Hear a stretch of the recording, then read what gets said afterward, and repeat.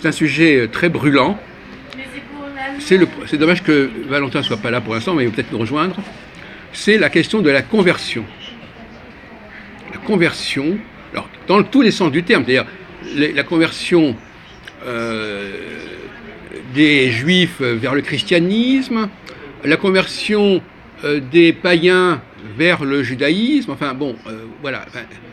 Bon, alors je vais dire ça je ne veux pas donner les solutions, parce que les solutions je les garde pour moi, mais à votre avis, Jean-Paul, vous qui vous y connaissez, parce que lui il est plus ou moins muet, mais enfin il va peut-être commencer à s'exciter à un moment donné de la discussion, à votre avis, à l'époque de Jésus, de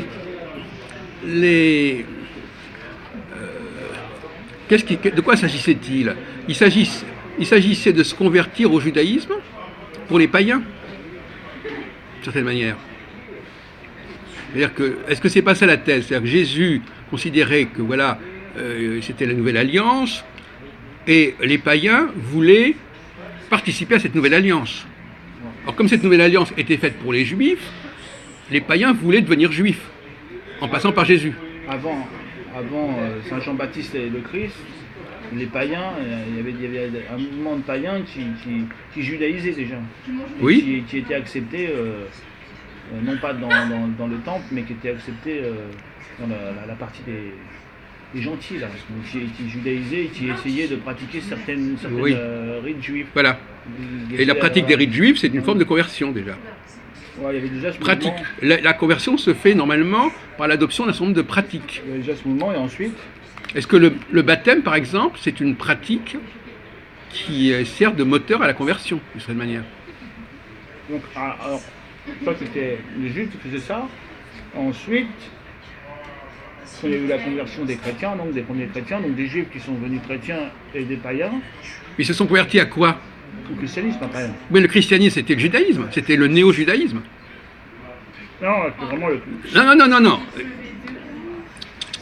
Le christianisme après, le christianisme, au départ, c'est un néo-judaïsme. C'est une réforme du judaïsme. Ça, c'est un point de vue, mais... Non, c'est pas un point de vue. C'est l'idée que... D'ailleurs, c'est l'idée qu'il y a effectivement les juifs qui reconnaissent et les juifs qui ne reconnaissent pas. Ouais, les païens, eux... Non, mais il n'y a pas de païens dans cette histoire au départ. Qui se convertissent au christianisme. Certains, justement... Il y a cette tendance avec les ébionistes, c'est une secte, ils judaïsent et ils sont condamnés sous l'arabe, là, comment il s'appelait l'empereur arabe là. Philippe l'arabe, ouais. Sous Philippe l'arabe, les bionistes étaient condamnés. Ouais. Mais avant, c'est vrai qu'il y avait pas mal de païens qui, rentrant dans le christianisme, judaïsaient. Et c'était pas bien vu parce qu'il y avait eu le concile de 50 là, entre Paul et Pierre et puis les autres, qui avaient dit que maintenant, pour les païens, pour ceux qui venaient du paganisme, du monde romain, il n'y avait pas besoin de suivre les rites juifs. Alors que certains juifs les suivaient jusqu'à une certaine date où après ils les ont même aussi abolis. Bon. Voilà. Mais c'est vrai qu'avant le christianisme, il y avait déjà des païens qui judaïsaient et qui venaient des sortes de... qui rentraient sous la loi noachite, on va dire. Oui, non, mais c'est pas ça le débat. Voilà, c'est comme ça que je... Non, mais c'est pas ça le débat. Si on reprend ce que disait Gilbert tout à l'heure, il ne comprend pas qu'il y a eu un néo-judaïsme.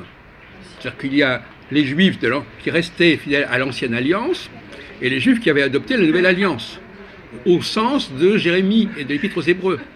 Donc ils se considéraient comme juifs, tout à fait, mais ils étaient en contradiction. Il y avait un conflit à l'intérieur du monde juif, d'accord?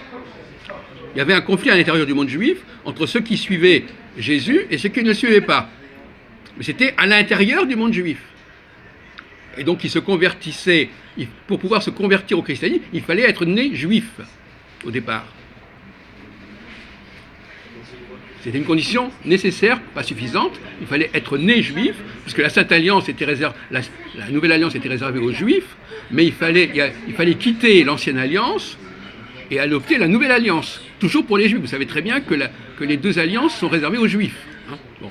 Donc effectivement, l'idée, dans l'Épître aux Éphésiens par exemple, c'est que, à un moment donné, il est possible pour un non-juif de devenir juif en se convertissant. juif au sens de la Nouvelle Alliance. Les cas pas reconnus par la synagogue, hein. Ça, c'est sûr. On ne parle pas de ça. On va pas faire. Ah oui, évidemment. On ne parle pas de ça. Il y a un schisme à l'intérieur. C'est curieux que les chrétiens qui ont connu toutes sortes de schismes ne veulent pas comprendre que les juifs aussi ont connu des schismes. Et que le schisme, Jésus a créé un schisme au sein du monde juif. Ça, vous le comprenez ou pas, ça? Ah, mais Non, parce que ça vous arrange de dire qu'il y a les juifs en bloc, et puis, alors quand c'est pas les juifs, c'est autre chose, c'est plus les juifs. Il y avait un élément de schisme. Tout comme, par exemple, à différentes époques, par exemple, sous la Ligue, il y avait en France, il y avait les chrétiens, il y avait les catholiques d'un côté, les protestants, ils se faisaient la guerre entre eux. Vous le savez, ça, peut-être que vous ne le savez pas, mais vous le savez. Bon, on avait parlé. À l'époque de Henri III, Henri IV, etc., c'était la guerre civile. Il y a eu une guerre civile au sein. Bon. Et alors, effectivement, ils se détestaient entre eux. Peut-être qu'ils se détestaient entre eux. D'ailleurs, ceux qui n'acceptaient pas, les juifs qui n'acceptaient pas la Nouvelle Alliance, on les appelait la synagogue de Satan. Et d'ailleurs, il s'est clairement dit, les juifs qui ne suivent pas la Nouvelle Alliance, c'est la synagogue de Satan. Ce qui veut dire qu'il y avait ceux qui étaient à la synagogue de Satan, et puis il y avait ceux qui suivaient Jésus au nom de la Nouvelle Alliance, qui consistait à abandonner des pratiques et une orthopraxie pour une sorte de révélation intérieure. Bon. Mais on est entre juifs. Alors le paradoxe, aujourd'hui, par exemple, quand notre ami par exemple, Valentin, il nous dit il faut que les juifs se convertissent. Et qu'ils se convertissent à quoi? Puisque la conversion, c'est fait pour les païens qui veulent devenir juifs. Qu'est-ce que ça veut dire que les juifs n'ont pas besoin de se convertir puisqu'il a... Depuis l'Église catholique qui s'est développée depuis cette période, il y a eu une autorité dans l'Église, des papes, des conciles, et puis maintenant il y a un christianisme qui existe et avec une doctrine. C'est cette doctrine qui fait état de cette doctrine. Hein. Partagez pas. On n'est pas en train de parler du XVIIe siècle, on parle de... Maintenant, il y a une doctrine qui continue quand même à être là. Oui, mais s'en fout de là. Enfin bon, il fait état de la doctrine actuelle, c'est tout. On parle Comment actuelle de Non, mais la question, c'est qu'il y a un paradoxe. Moi, j'emploie l'expression, par exemple, imaginons par exemple qu'on dise qu'il y a des, par exemple, il y a des Français qui peuvent se faire naturaliser. Imaginez qu'à un moment donné, on dise « Ah, mais même les Français doivent se faire naturaliser ». Ça serait complètement fou. C'est un peu ça. C'est-à-dire que les Juifs, ils n'ont pas à se convertir puisqu'ils sont déjà Juifs.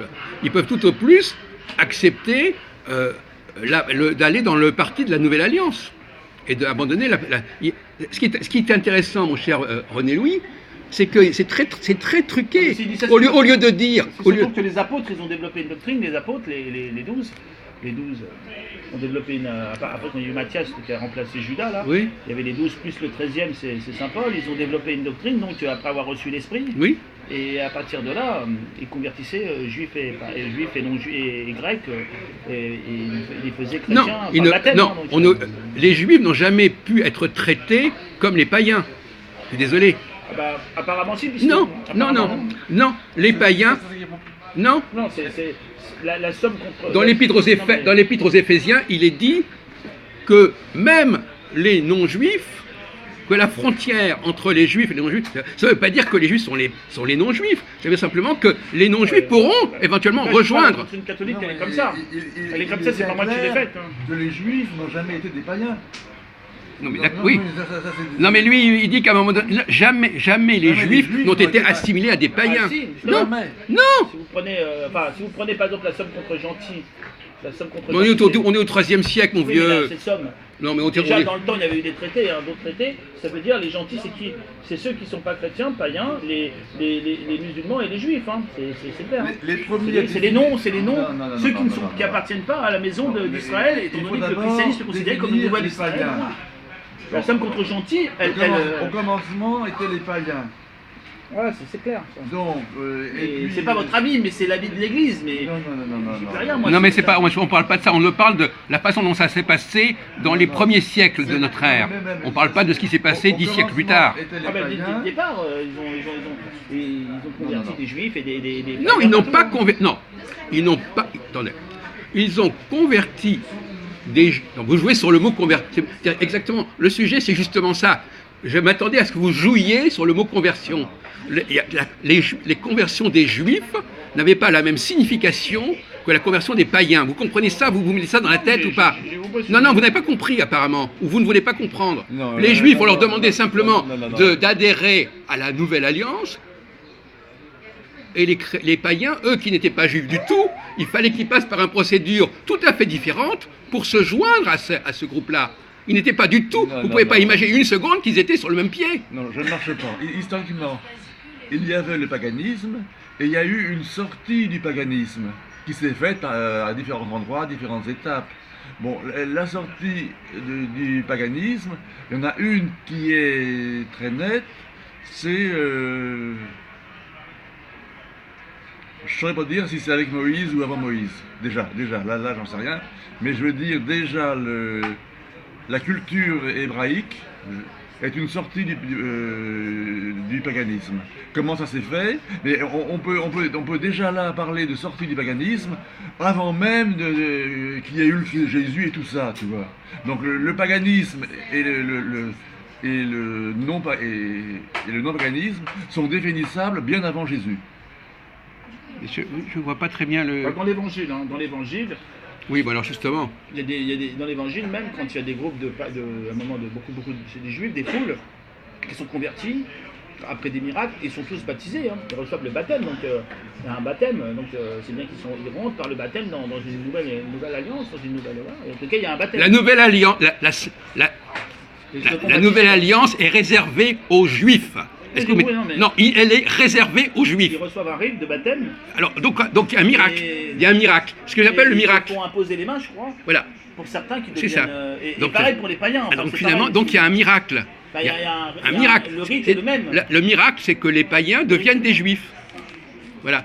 C'est un vrai miracle parce que c'est tellement invraisemblable. Donc finalement, on dit, voilà, il y a les juifs qui sont là depuis des siècles, qui sont descendants depuis des siècles, et puis les païens qui débarquent, et bien à part le baptême, ils vont être exactement sur le même pied que les juifs. C'est ça. Ça, c'est un véritable miracle. Vous savez ce qu'est un miracle? C'est tellement aberrant que c'est vraiment un miracle. C'est dans les évangiles, c'est adopté. Comment c'est dans les évangiles? Écoutez, je connais pas. Bon, écoutez, où est-ce que c'est? C'est catholique, ça. Non, dans les évangiles? Oui. Alors, attendez, est-ce qu'il y a l'épître aux Hébreux dans les évangiles? Alors, on parle des évangiles ou dans le Nouveau Testament? Dans l'évangile et dans la tradition, dans la révélation de ces deux sources-là. Donc vous-même, très sérieusement, vous dites que les... Tiens, voilà. Ça va? Si je vous dis pas bonjour, non, je veux dire, c'est normal, je vous aime pas. C'est clair que les juifs ne sont pas des païens, ils n'ont jamais été des païens. Bon, alors c'est là-dessus, c'est ça qu'il ne comprend pas. Non, mais il est d'une mauvaise foi à couper au couteau. Parce qu'on lui dit simplement... Il veut mettre sa mère en... Attendez, c'est pas le sujet, excusez-moi, c'est pas le sujet. Non, mais on n'a pas à parler de ça dans notre... Bon, alors je suis désolé, un peu de correction, s'il vous plaît. Hein. Bon, les histoires de... Bon. Parce que je déteste les profs d'université. Non, mais lui, vous le contaminez en plus. Bon. Alors finalement, ce que dit, comment il s'appelle, Jean-Paul, alors il nous dit, à un moment donné, on va traiter les juifs et les païens de la même façon. Alors qu'ils ont un background, une origine, une filiation totalement différente, on les traite de la même façon. Bon. Est-ce que vous n'avez pas honte de dire des choses pareilles? Non, mais ils rentrent, ils rentrent par les mêmes rites, c'est ceux qui sont d'origine juive, pendant un certain temps, et saint Thomas d'Aquin parle, ça dure peut-être une cinquantaine d'années au moins, oui. Ils continueront à pratiquer les rites juifs, alors que les païens, eux, le feront pas, c'est tout. Mais quand ils rentrent dans l'église, ils reçoivent le baptême, ils reçoivent l'imposition des mains, ils reçoivent les rites pour être dans cette nouvelle société. Avant, ils étaient juifs, les autres étaient adorés Jupiter ou je sais pas quoi, et à un moment, ils rentrent dans une nouvelle société, mais ils ne suivent pas. C'est vrai que certains continuent à suivre certains... Mais la nouvelle alliance, c'est l'abandon des rites, mon pauvre ami. La nouvelle alliance, c'est l'abandon des rites, donc c'est pas la question de cela. Ils n'ont pas, les juifs n'ont pas... Ils abandonnent en deux temps. Au départ, et après ils abandonnent complètement, et après il n'y a plus ni grec ni juif, et tout le monde fait... Ouais. Non mais de toute façon, écoutez... Et d'ailleurs, certains païens judaïsent. C'est ça les récits d'Elbion. Bon, vous l'avez déjà dit ça, bon, d'accord. Bon, alors finalement, vous parlez du miracle, voilà. Par la grâce du baptême, on va transformer des païens en juifs. Hein? Voilà, c'est ça le miracle. Bon, c'est de la merde, ce truc-là. C'est une discussion de merde de dire des choses pareilles. C'est la doctrine de l'Église, mais moi... Non, mais c'est inacceptable. De toute façon, je vous donne la doctrine de l'Église, mais après on peut discuter de vous, ce que vous avez développé. Non, mais écoutez... non, mais si vous lisez même la lettre aux Éphésiens, il est dit, il y a des moyens, ils disent qu'il y a des moyens pour les païens de devenir juifs, au sens de la nouvelle alliance. Parce que là, c'est là qu'il y a une mauvaise foi, de devenir juif au sens de la nouvelle alliance, pas au sens de l'ancienne alliance. Bon. Ils peuvent le devenir éventuellement par le biais du baptême. Bon. Mais évidemment, les juifs n'ont pas à se convertir. Ils vont pas, les juifs n'ont pas à devenir juifs. Donc il y a une espèce d'escroquerie. On leur dit, vous allez devenir juifs si vous passez le baptême. C'est-à-dire, vous allez devenir, regardez ces juifs-là, vous allez devenir comme eux si vous suivez le baptême. Vous êtes dans l'ancienne alliance, vous passez dans la nouvelle. La nouvelle alliance ne prévoit pas les non-juifs. Et vous allez... Mais vous le savez très bien, ça. On vous l'a dit 100 fois. Non, mais ça c'est... Moi, je vous parle de l'enseignement de l'Église. Je sais ce que vous dites. Non, mais c'est pas ce que je dis. Mais vous me demandez mon avis, je vous donne l'enseignement de l'Église. L'enseignement de l'Épître aux Hébreux, c'est au cœur du Nouveau Testament. Le Nouveau Testament ne prévoit pas. Le Nouveau Testament... Non, mais ils veulent pas qu'on parle comme ça, c'est normal. Non, c'est toi qui se mis à côté d'eux. Ah si. Non, mais toi tu te mets à côté d'eux. Là, je t'assure que c'est à cause de toi. Non, pas du tout. Je t'assure, tu vois. C'est pas grave. Le Nouveau Testament prévoit... Je sais pas, je comprends pas votre mauvaise foi, je suis désolé. On vous a donné... Non mais les catholiques qui n'ont pas reçu les informations en question, je comprends qu'ils disent ce qu'ils disent. Mais vous avez reçu ces informations et vous continuez, vous persévérez. Persévérez diabolicum. Vous êtes dans la persévérance. En dépit de ce qu'on vous a apporté, ça n'a strictement rien modifié à votre mode de fonctionnement et à votre discours. C'est ça que je trouve scandaleux. C'est comme si ça n'est pas entré. Ça n'est pas entré. C'est pas entré. C'est pas entré. C'est-à-dire on répète. C'est-à-dire que tout ce qu'on vous a apporté, ça n'est pas entré dans votre tête. C'est ce qu'on est obligé de constater. Puisque vous parlez de la Nouvelle Alliance, je voulais vous poser une question parce que... Ah ben voilà. Vous avez fait alors... Tenez, vous pouvez tenir la caméra. J'ai bien compris, une fois vous avez dit que la Nouvelle Alliance, elle avait eu lieu à l'époque de Jérémie. Non, elle avait été annoncée. Vous mélangez tout. Mais elle s'est réalisée quand? Elle s'est réalisée 1500 ans après Jésus-Christ. Oui, voilà. C'est ça, voilà. C'est ça. D'accord. Et pas à l'époque de Jésus-Christ en plus. Et d'autres fois, vous avez peut-être, à laisser entendre, j'ai peut-être mal compris que le Christ était vraiment venu amener la Nouvelle Alliance, mais que ça a été mal compris aussi. Alors, non, pas besoin de juifs en France. Bon, d'accord. Alors, je vais vous répondre. Je vais vous répondre. Plusieurs propositions, je sais pas. Évidemment, bien entendu. Parce que moi, la différence avec vous, c'est que moi, je réfléchis et que je tiens compte de ce d'informations que je reçois. Effectivement, Jérémie a annoncé la Nouvelle Alliance au 7e siècle avant notre ère. Jésus a pensé que la Nouvelle Alliance était, le temps de la Nouvelle Alliance, c'était le 1er siècle. Et là, dans les deux cas, ça n'était jamais qu'une annonce, une promesse. La réalisation véritable de la Nouvelle Alliance, c'est effectivement le 16e, 17e siècle. Voilà. Et là, qu'est-ce qu'il annonce? C'est collectif? Non, c'est la réalité. Non, il n'y a pas besoin d'être... Elle n'a pas besoin d'être annoncée, ça s'observe. Alors c'est quoi les observations? Mais vous le savez très bien, une transformation des Juifs. Voilà, donc rappelez-moi les grandes lignes de la transformation. La transformation des Juifs, c'est-à-dire que les Juifs entrent dans le monde, ils sont dotés de capacités supérieures qu'ils n'avaient pas avant. Et c'est pour ça d'ailleurs quand Laurent tout à l'heure a parlé des Khazars et des trucs comme ça, ma réponse a été claire. Je lui ai dit, ces fameux Ashkénazes dont vous nous dites qu'ils ne sont pas du tout en rapport, etc., je lui ai dit, vous plaisantez. Ces Ashkénazes, ils sont au contraire l'expression la plus absolue et la plus évidente que cette alliance a été réalisée pour les Juifs, au profit des Juifs. Et donc à ce moment-là, son argument sur les Khazars, etc., c'est bidon, parce que ce qu'il faut regarder, c'est la réalité. La réalité, c'est que ce qui s'est passé depuis 3 siècles, 4 siècles dans le monde, c'est exactement la manifestation et la réalisation des promesses de la Nouvelle Alliance. Et donc, par conséquent, de toute façon, mon cher ami, mais par-delà des discours que nous avons, de toute manière, à l'époque de Jésus, c'était du pipeau. Donc, de toute façon, ce qu'on pouvait proposer aux gens pour la Nouvelle Alliance, c'était du pipeau parce que c'était pas le moment et que parce que ces païens, ils sont pas devenus, ils sont pas changés par ailleurs, et même les Juifs n'ont pas changé à cette époque-là. Donc finalement, c'était annoncé. En fait, la Nouvelle Alliance, c'est la période de la Renaissance. Pour les Juifs.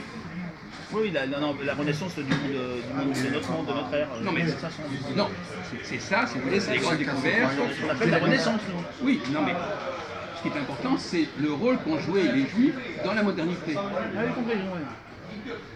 Sur le plan intellectuel, scientifique, etc.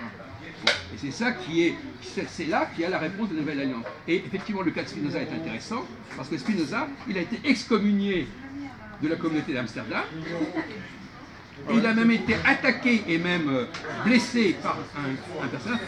Donc à Amsterdam, il y avait déjà le même type de conflit qu'à l'époque de Jésus. C'est-à-dire, la stratégie que beaucoup de chrétiens ont, c'est de dire le judaïsme c'est un seul tenant, et donc par conséquent, il ne peut pas y avoir deux judaïsmes, il ne peut pas y avoir de clivage au sein du judaïsme, et par conséquent, il y a d'un côté le judaïsme, et d'un côté, forcément, c'est pas juif. Il est fou, lui, il faut l'interner, ce mec. Vous comprenez ce que je veux dire? Vous Moi, comprenez je le connais pas. la petite stratégie, vous avez compris la petite stratégie qui consiste à dire T'es vraiment un connard comme il n'y a qu'un seul, les juifs, il y a un seul groupe. T'es vraiment un bâtard. Dès qu'on est en dehors du groupe, on n'est plus juif. Franchement, t'es un bâtard. Et vous savez très bien que c'est faux. Parce que tu cites mon nom alors que moi, je suis pas d'accord avec toi. Franchement, excuse-moi. Ouais, ça c'est c'est sûr. intéressant sur le plan linguistique. On passe du judaïsme à la judéité. Parce que c'est dégueulasse ce que tu fais. La judéité, le judaïsme c'est une pratique Complètement fou. La judéité c'est une conscience juive, c'est une réalité juive Il y a un intérieure. flic ou je sais pas quoi. Et donc il faut bien comprendre ça. Partout, Donc, à cause de lui. la nouvelle- Toi, tu veux nous l'ancienne mettre dans des alliance, problèmes, le toi, t'es un judaïsme. connard. La nouvelle alliance c'est la judéité. Si tu veux pas, si tu veux crier, C'est comme ça qui a été élaboré tu d'ailleurs vas- par tu les vas- judaïques Les gens connus comme ça, on n'a pas besoin. quelques décennies. voyez-vous. Donc on n'est plus dans le domaine.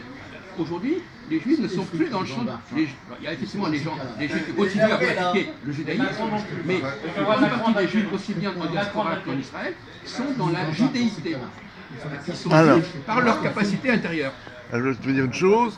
Alors, judéité, je suis d'accord, je veux bien. Mais judéo-christianisme, je ne marche pas. On n'est pas en train de parler de ça pour l'instant. Oui, non, mais je le dis. Tout dépend ce qu'on Judéité, entend. je veux bien. Oui. Écoute, un jour que j'ai pas compris ça. Non, mais ce que je remarque dans la discussion, c'est pour ça la discussion, c'est que alors, est-ce que vous êtes d'accord? C'est très simple. Donc, on n'est même pas tout ensemble. Est-ce que vous êtes d'accord pour reconnaître qu'il y a eu un clivage au sein du monde juif par rapport à ces questions-là? Au 15e siècle. Non, à l'époque de Jésus déjà. Ah oui, oui, bien sûr. Bon. je le connais pas. Là, il y a eu- D'ailleurs, Jean, dans une des évangiles, ils disent il y a des juifs qui ont Dans le reconnu. Sanhédrin même, il y a eu un clivage. Bon, Puisque Nicodème Là, il est en train a. de filmer, t'es devant, a- non, mais il n'est pas filmé, le pauvre. Nicodème a. Ne mettez pas la zizanie pour rien, mon pauvre ami. Hein. Ça va, hein. Il essaie de. Qu'est-ce qu'il dit sur les juifs et tu me dis. Moi, je dis la France, il y a l'occupant allemand, maintenant il y a l'occupant israélien. Oui. Là, pour être Bon, occupé c'est ça. allemand. C'est pas grave. C'est partie du folklore, ça. C'est pas. J'ouvre ma gueule, t'as vu ce qu'il dit comme propos? Ah, il faut le faire. Eh ben, il ne faut pas lui donner plus.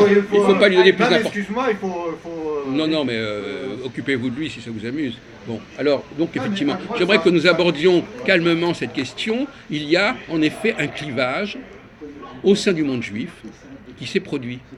Hein, d'accord? Alors qu'on ne vienne pas nous dire, d'un côté il y a les juifs, de l'autre côté il y a les non-juifs, il y a ce clivage. Est-ce que vous arrivez à accepter cette idée-là? Et Jean, ou je crois que c'est Jean qui dit, il y a des juifs qui ont accepté la nouvelle alliance et ceux qui n'ont pas accepté. Il ne dit pas qu'il faut prendre des non-juifs. Il dit simplement qu'il y a effectivement eu un schisme au sein du monde juif de l'époque. Vous ne comprenez pas ça? Je sais ça. Mais Bon, après, non. ils sont ouverts sur les. Non. Après, il y a de toute façon, on est dit d'accord là-dessus. C'était pas l'époque de la Nouvelle Alliance. Donc de toute façon, tout ça, c'est très très relatif. Ça n'a plus aucun intérêt. Hein, donc, mais ça, c'est un autre problème encore. Mais après, il y a d'abord l'Épître aux Hébreux qui répète. Et il y a l'Épître aux Éphésiens qui commence à dire il va être quand même possible que, d'une certaine manière, les non-juifs puissent devenir juifs. Que la frontière. Je peux vous citer le passage. La frontière entre. C'est comme si je disais on va accepter les immigrants. Hein, on va accepter les immigrés. Donc il y a une frontière entre juifs et non-juifs. On va laisser entrer les non-juifs. Voilà ce qu'on dit. Pas plus que ça. C'est-à-dire qu'on va les convertir en fait.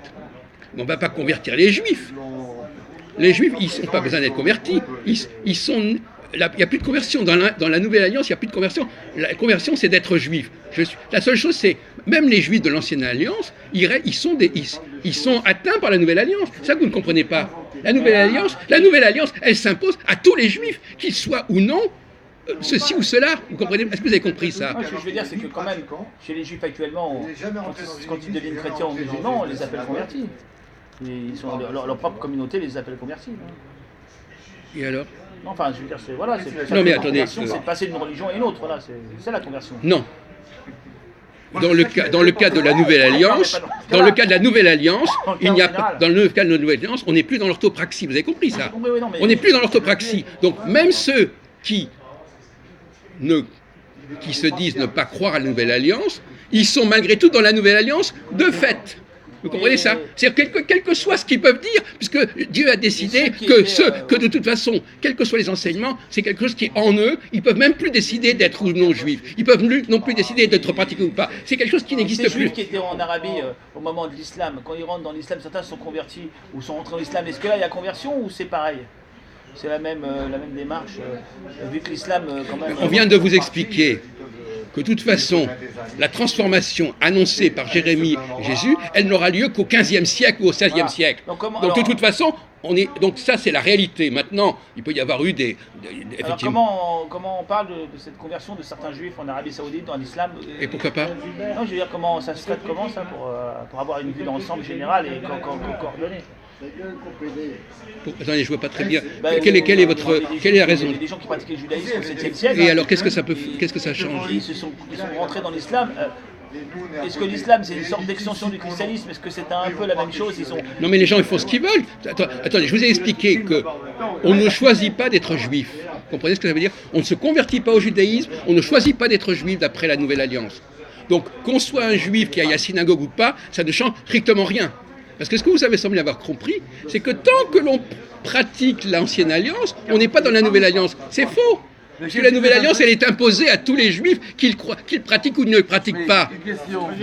Non, mais non, vous n'avez pas compris. J'ai compris votre propos, mais est-ce qu'on doit le recevoir? Est-ce qu'on doit... Mais bien sûr que vous devez le recevoir. Le recevoir de manière aussi... Alors que mais non, mais c'est... Les autres Juifs n'en parlent pas, les autres païens, non. C'est quand même assez limité. Enfin, il n'y a pas beaucoup de gens qui parlent de ça. Et il faut que... Bon, vous êtes un des premiers à avoir développé ça. C'est peut-être pas faux, mais il faut peut-être plus travailler la chose avant d'y adhérer de manière directe. Qu'est-ce qui s'est passé avec les Juifs d'Éthiopie? De Juivry ou de Heilbronn, je sais pas. Historiquement. D'où ils viennent? Mais c'est pas notre sujet. Mais même si moi ça m'intéresse. Mais non, mais d'accord, mais c'est pas notre sujet. Je suis désolé. On vient de montrer que de toute façon je récapitule. Vous reprenez s'il vous plaît. Ah oui. Je récapitule les points. 1. La Nouvelle Alliance s'impose à tous les Juifs, qu'ils pratiquent ou ne pratiquent pas, qu'ils le soient conscients ou qu'ils ne soient pas conscients. De toute façon, c'est pareil. 2. Cette Nouvelle Alliance, elle ne s'est jamais réalisée vraiment qu'au XVIe ou XVIIe siècle. Bon. Et avant, ça ne fonctionnait pas. Ce sont des annonces, des effets d'annonce. Jérémie l'a annoncé au 7e siècle, à l'époque de la destruction du Royaume du Nord. Jésus l'a annoncé à l'époque de l'occupation romaine, etc. Et de toute façon, ça n'a rien changé. Les Juifs n'ont pas changé à cette époque-là. Il ne s'est rien passé. Ils n'auraient plus le temple après. Ils ont perdu le temple. Justement. Un changement, parce qu'avant c'était le judaïsme mosaïque, après c'était le rabbinique. Mais c'est pareil, ça n'a rien changé. C'est un changement un peu important quand même. Non. Il n'y a plus de sacrifice après. Non, c'est l'histoire des... Donc, il y a eu Jésus après, de toute façon, comme dirait notre ami Gassan, les deux prophéties. D'abord, premièrement, n'oubliez pas que la question de la destruction du Royaume du Nord et la destruction du Temple de Jérusalem sont des sujets annexes, des sujets secondaires. Effectivement, il y a eu des prophéties, on a mis sur le compte de Jésus qu'il avait annoncé la destruction de Jérusalem. On a mis sur le compte d'Isaïe qu'il avait annoncé la destruction du Royaume du Nord. Ce sont des trucs en parallèle. Mais le problème c'est que dans les deux cas, les Juifs n'ont pas été sauvés. Or, la grande théorie de la théologie juive, c'est que Dieu vient pour sauver les Hébreux, comme en Égypte. Donc si Dieu ne... Donc voyez-vous, il faut être concret. Est-ce que Dieu a sauvé les Hébreux à l'époque de Jésus? Non. Est-ce que Dieu a sauvé les Hébreux à l'époque de la destruction du Royaume du Nord? Non. Donc les deux temples ont été détruits au XVIe siècle et au Ier siècle. Il n'a rien fait. Donc finalement, vous voyez bien que... Mais moi je suis pour une forme de réalisme. Moi ce qui m'intéresse, c'est ce qui se passe réellement. Est-ce qu'il s'est passé quelque chose à cette époque-là? Rien. Les Juifs ont été démolis, les Juifs ont été détruits, les Juifs ont été déportés, etc. Bon. Alors voilà, récapitulation. La notion du Messie, alors. On en a déjà parlé. Alors, vous savez que sur ce point-là, parce que vous n'étiez pas là l'autre jour, vous pouvez filmer d'après monsieur. C'est monsieur qui parle. Alors, je vous posais la question, je voulais vous poser l'autre jour, mais vous n'étiez pas là. Est-ce que Jésus. Attendez, on va changer. Vous pouvez changer de. Parce que c'est un autre.